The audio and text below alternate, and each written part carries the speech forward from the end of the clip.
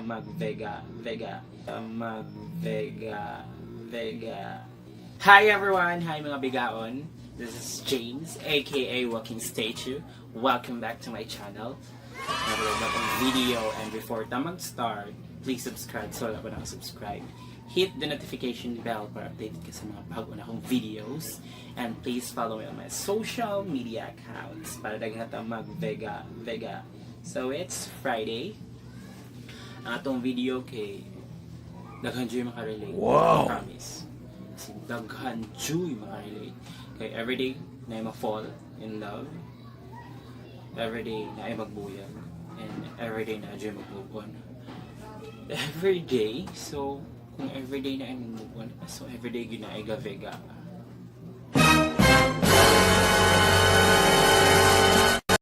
Ang yun ay process, ways, or step para maka-move on. Listen dyan mag-move on, experience po ka na, yes, healing takes time. Like my past relationship, nabot yun ko og 1 year and a half. Wow! And 2 years nga na makain ko, okay na ako.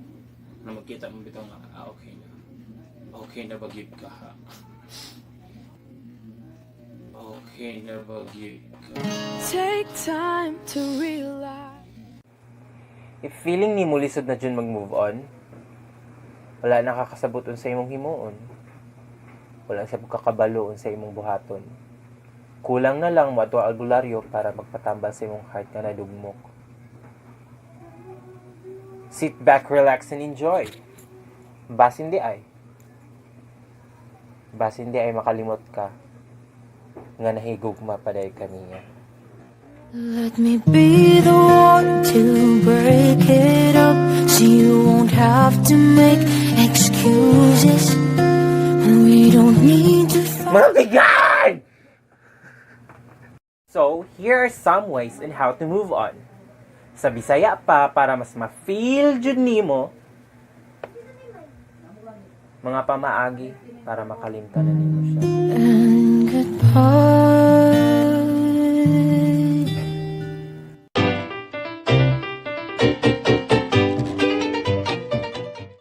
Una, walata ng butangan ay koneksyon sa iya.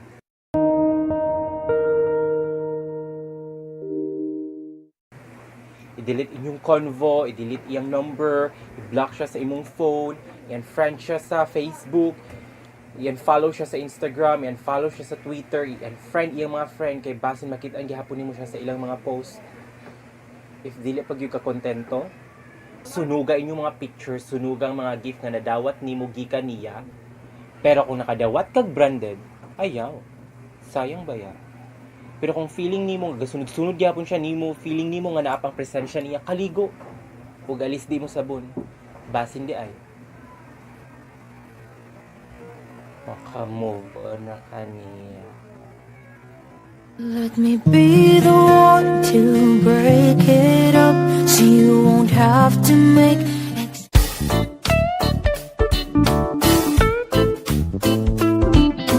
Kung feeling nimo gigutom ka, ayaw nag-adto sa restaurant or any fast food chain nga inyong gikanan. Gasakit-sakit lang ka, pag street food, uy, ga-move on pa ka, gatipid pa ka. Labi na sa places nga asa mo maintain ga date, sa dalan nga asa una nimo siya nakitaan. Sa lugar kung asa nimo siya gisugot, dito pag yung kagibuwagan. Dito pag yung kagibuwagan. Wag ako, kay kung ako pa, niliko na ko, layo pa. Kung feeling nimo sa CR mahinumduman gihapon nimo siya kay nainahitabo ninyo dito, ayaw na pag CR, palihog lang for the sake nga maka-move on ka. Kay ikaw akong himaya, handumon ko matag karon og unya. Hang out with your friends.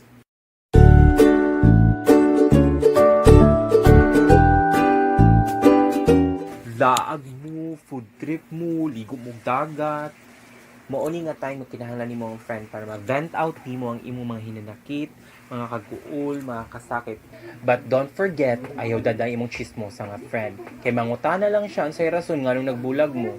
Basin siya pa ang hinungdan nganong nagbulag. break it up, so you won't have to make excuses.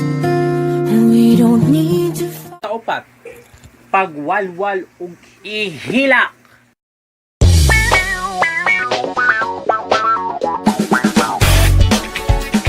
Inom diri, hilak diri, pagawas ang tanan, ipagawas ang ayaw lamang gito ipagawas. Kabayo na kung sa dili ipagawas, ihilak, ipagawas tanan nimo hinakit. Kung pwede pa lamang ipuko tanan plato sa inyong balay, ayaw lamang gyud ang Tupperware. Kabayo na ka nga dili pwede ipuko ang Tupperware. Masoko imong mama, labay na sa imong mama. So ipagawas lang tanan, ihilak. Kay pag ihilak nimo makuha-kuhaan na gamay. Pero at least makuha na gamay. Kaya ang paghilak part na sa pag-move on. Ikalima, magpakalayo-layo ka.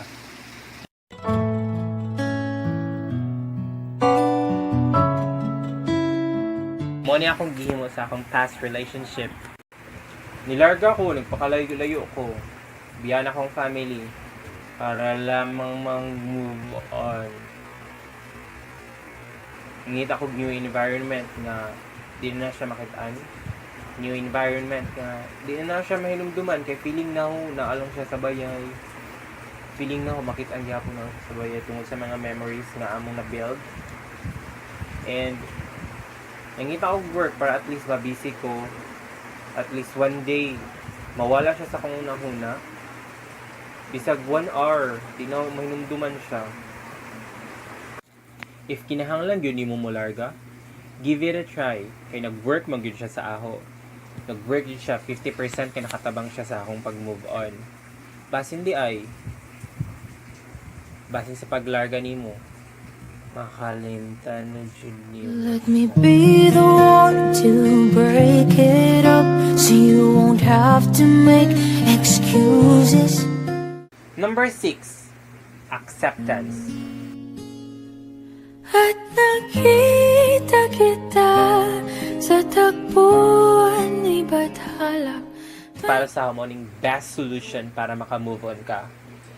Dawato ni mo tanan, dawato ni mo nga wala na kamo, nga wala na nag-work in your relationship, nga dili na gyud mabalik ang sa una. Acceptance. Dawat na nimo nga gibuwagan ka, dawat na nimo nga gibayaan ka, dawat na nimo nga ikaw na lang sa magpadayo. Adyaw si Zali kay dawata nga wala na siya ug ikaw na lang isa. Basin unya maanad Let RAKA. me be the one to break it up, so you won't have to make excuses. Last but not the least, find new one.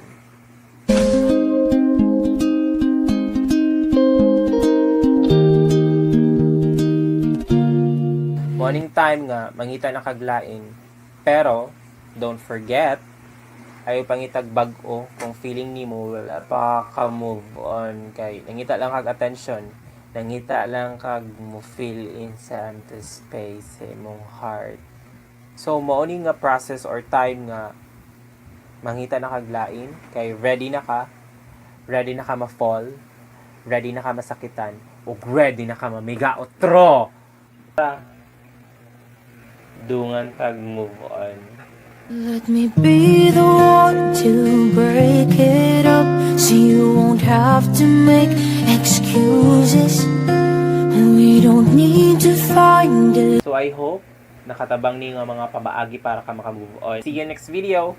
Bye. Don't forget to subscribe, share,